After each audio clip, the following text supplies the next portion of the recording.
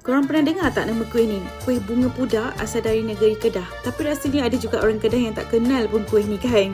Rasa dia lebih kurang sagun kelapa tapi ada extra sikit. Okey, jom kita tengok resepi. Mula-mula kita nak buat inti dia dulu. Masukkan 10 gram kelapa, 2 sudu besar gula dan sedikit air pandan. Air ni masuk sikit-sikit je sekadar basah kelapa tu.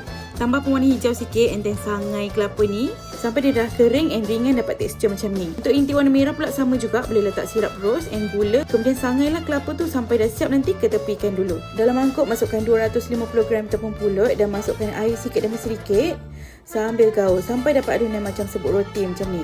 So adunan tu nanti dia ada basah-basah sikit baru dia melekat elok bila kita goreng nanti. Dalam kuali ayak tepung yang kita dah buat tadi, ayak merata macam ni, lebar pun tak apa.